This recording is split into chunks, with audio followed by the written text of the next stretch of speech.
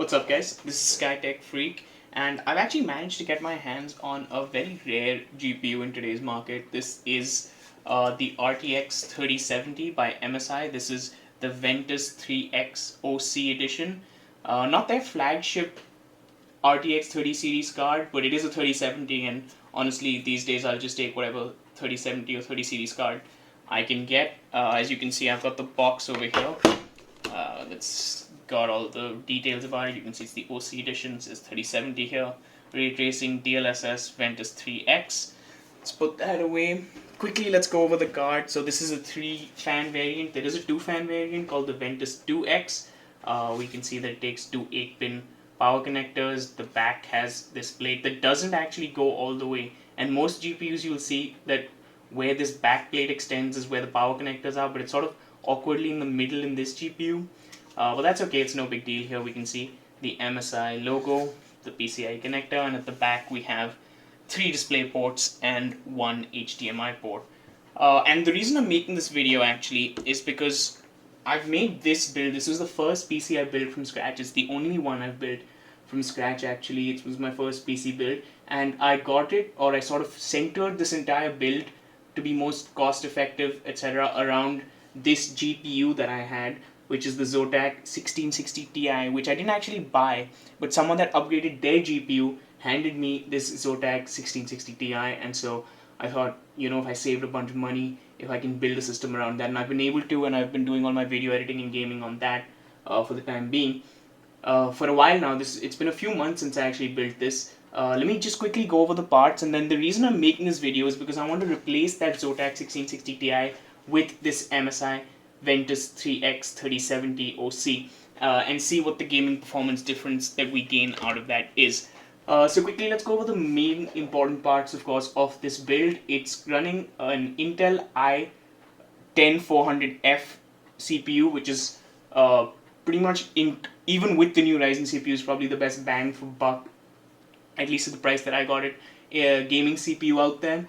The CPU cooler here is a Deepcool ARGB CPU cooler heatsink tower, and it's actually running it's running a push-pull configuration of MF120 Halo fans from Cooler Master that are also ARGB, and there's a third one as rear exhaust.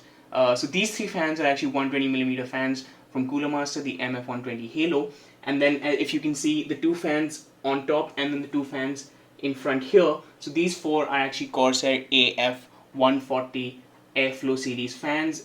They don't have ARGB, you can't control the LEDs, they're just white LEDs, and I chose the white ones. I think you can also get them in like blue and red LEDs, but I chose the white ones because I wanted to go for sort of this Stormtrooper red, black, and this red, black, and a lot of white on this PC. Now, the last thing that I'll talk about is this case. Actually, I should also go over the motherboard. The motherboard is the B460M. It's a micro ATX motherboard. This case is also a micro ATX case.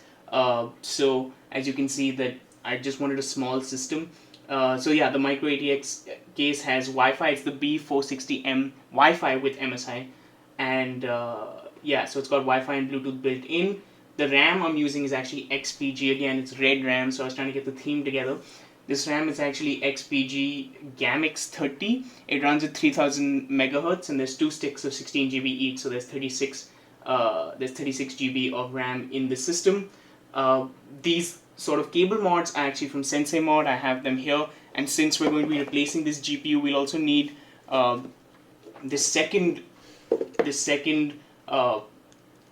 power cable for the GPU, right? The second 8-pin connector for the GPU, since the 1660 Ti just takes 1, but if we upgrade it to a 3070, we're going to need this other one. So I've got that here. This is sort of the packaging that the Sensei Mod cable kit had come in, but as you can see, the rest of the cables are the 24-pin here, the GPU 8-pin cable here, and the CPU cable there. So yeah, those are most of the parts. Lastly, the case is again a micro ATX case. It's very NZXT looking. In fact, I was also a little tempted to maybe just go ahead and buy the NZXT case, but that was significantly more expensive, and on top of that, this is a smaller case, and since I had a micro ATX motherboard anyway, I decided, maybe I should just go with this sort of case that's small, it'll fit everywhere, and it still has that nice white and black NZXT look. And I guess lastly, we can also talk about I have a deep cool fan splitter here because this motherboard doesn't have those many fan headers. So one of them is actually split into. I have this deep cool adapter that splits a single fan channel into four. So these 1, 2, 3, and 4 fans are all connected to that fan splitter, and then the second one is actually going to be from the CPU cooler, but it's a triple splitter. So 1, 2, and 3, even the rear exhaust is all connected to the CPU fan and on the heatsink, and so that's how I've actually configured the system. So yeah, 10400F 1660 Ti. Let's now take a look at some gaming, and I'll also put up the benchmarks after we've compared both cards to see what the difference is. But right now we can just run a few games, see how the 1660 Ti performs, and to be honest, it still performs pretty well, even in games like Cyberpunk and all at 1080p. It still pushes out decent frame rates at medium settings. It can even play at high, but then things start getting a little choppy. But of course, I've got a 1440p monitor, so when we actually boot it up on the 3070 and then see what settings it recommends on that, it will probably be 144p, and then we'll be able to see the difference in gaming. And then, yeah, at the end, I'll also put up a few differences in benchmarks, specifically for graphics, of course, because the CPU doesn't really change. And yeah, so I think for now, let's just quickly take a look at gaming performance, and then we'll go ahead and install this and see if we've actually gained a lot of graphics performance and gaming boost as I imagine and predict that we really would. So at least for me, one of the most easy and viable games for me to actually show you performance differences on is actually Cyberpunk. And I'm not going to be doing it between the two cards as in the same settings on both cards just to see the difference in frame rates. I'm just going to go into settings and then hit default, which is basically it sort of chooses what settings are best for when I go into graphics, sorry, and choose defaults, which actually go ahead and pick the best settings for the card. And I'm just going to slowly go through these settings, and most things are on high, but you'll notice that we're actually running at 1080p resolution. We're not running at 1440p resolution, right? Where I think we changed that is, as you can see here, it's actually at 1080p resolution, not at 1440p resolution. If we move that up, things will become significantly worse. This is what sort of Cyberpunk is suggesting we play the game at, which is like high, and medium and things like that. So if I hit defaults again, it will just choose these settings for us. So now when I play on the 3070 and hit defaults, I think it'll ramp up those settings, and then we can be, if you pause then and compare the two, you'll be able to see what all differences there are. One major difference, of course, since this is a GTX card and not an RTX card, is that there's going to be no ray tracing. But anyways, at these high settings at 1080p, let's see the sort of performance we can get. Let me sort of pick in a pretty high action gameplay moment maybe here. I think there's some action, so we'll be able to see how it actually performs. Now I've actually got Cyberpunk set up on the HDD because it's a big file, so it's taking a little longer to load, but that's actually got nothing to do with either the performance of the CPU or the GPU. It takes a lot shorter if you have it on your SSD. I'm just not playing it too much these days, that's why it's sort of not on my SSD for now. But of course, once it's loaded, the performance should be no different. And as you can see, we're running it pretty normal 55 frames per second. Let me see if I can run into some trouble somewhere. Alright, so I've actually managed to find myself in a zone where there could be potentially a little bit of action. Let's see how this plays. And we've got one of them down. I think there's a few more people around here. Where are these guys? Aha! Let's try to take them down. As you can see, the frame rates aren't really dipping below 50, which is super playable, even in action.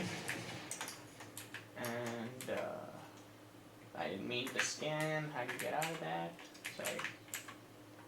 There we go. Where is this last guy? I know for a fact that there's another guy who's still trying to kill me. Aha! There he is.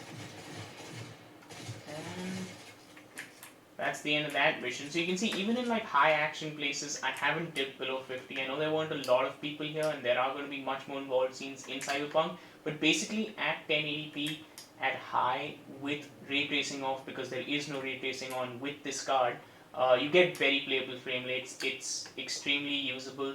In fact, I'll show you with the performance of the 3070. I'm expecting the same frame rates, but at much higher quality settings. So what I would call 50 to 60 as like super playable, smooth gameplay. is what I'm expecting out of the 3070 instead, with of course ultra and nightmare graphics on, and of course ray tracing on. So if it can hit that, then we know we really have a winner card on our hands. But I'm just predicting that, so I guess now we're going to quit in, and I'm actually going to now start installing sort of the going to start installing the 3070, and we'll turn off the system and then plug this in, see how it does. And since this is a very long card, one of the few things that's going to have to be a casualty is the Stormtrooper. I don't think he's going to be able to fit with this large card installed.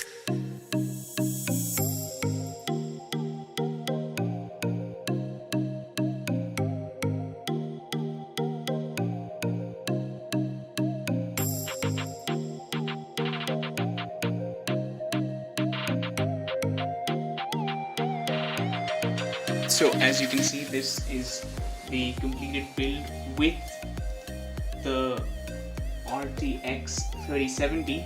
And if you could just compare the size of the cards, and I think I did a little bit of that while I was installing it as well, you can just see the sheer difference of the card. This is almost twice the size of the Zotac 1660 Ti that I had, which had very small cute little fans. It was a small card for a small build, but of course now we've graduated to the big leagues with this 3070, and as you can see, I've managed to plug everything in. I was even able to use that GPU sag bracket out here, which has made it very easy for the GPU to sag despite its like long length. It still fits in the case a lot, and it fills up a lot of the space that I was earlier using the Stormtrooper to do. Because I don't really like negative space in a case, but I really don't think he fits anywhere anymore, and that's not really a big deal because I think even without Stormtrooper, which might have been sort of the most iconic part of my earlier build, I think now the system is looking a lot more complete, a lot more finished with this new GPU. So the only thing left to do is once again run Cyberpunk on this system, see what the differences are in the settings that are recommended, and then see if we can run them at good frame rates. So here we are back in Cyberpunk, and now you can see that it's automatically changed the resolution back to 1440p up here, and graphics have been really ramped up. So ray tracing is on ultra, the maximum preset, texture quality is on high, the maximum preset, everything is on, everything is either on high or ultra, which is more times than not the maximum setting possible. DLSS is also on automatic, ray tracing is ultra. These settings are incredible. If the game can actually play at this rate, and I'll actually get to see what ray tracing looks like in 1440p. So far I've been playing 1080p without ray tracing, and now this is going to be the first time I play in 1440p with ray tracing on. So hopefully I can tell a huge difference. We're going to go back to the same mission I went to using the 1660 Ti and fight the same guys. Hopefully we can see a difference. Already I can see from the loading screen and stuff like that how much has changed. I can see the light reflect off things.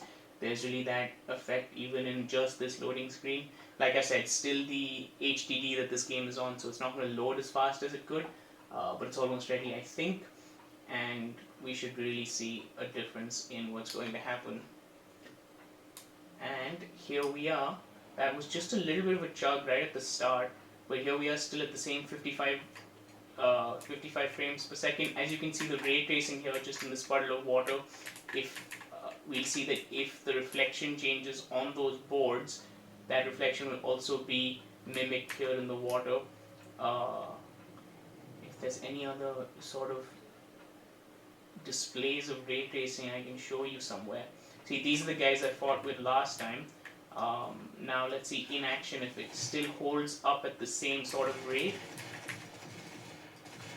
That guy just refused. Okay, these two are dead. I did the same mistake of running. Someone's still trying to shoot me. Not dead.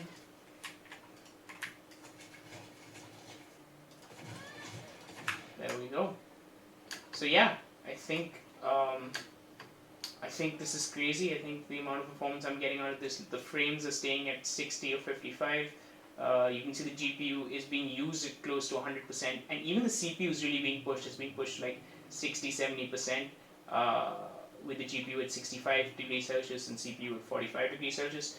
Um, but yeah, I'm just trying to show you if I can see any effects of ray tracing. I mean, they're all over the world, but I want to show a very clear example of just ray tracing that wasn't, as you can see here in the road, you can see the lights are reflecting off the road in real time, and that's not something that they've inbuilt into the textures. As you could see through the car, the reflection on the windscreen is reflecting real light from the game that's being bounced off. So yeah, ray tracing it's really incredible. I think this is one of the few games that has used it well. I've played Control with ray tracing on in a 2060 Super that I had with my friend. But again, that's not such a powerful card, so it couldn't maximize the use of ray tracing. Again, like you can see these reflections on the road and things like that. Yeah, so like in the 2060 Super, again, in the hood of this card, you can really see everything reflect off nicely. Yeah, the 2060 Super really couldn't in Control, another game that might not have been as optimized for ray tracing, but it still looked really good.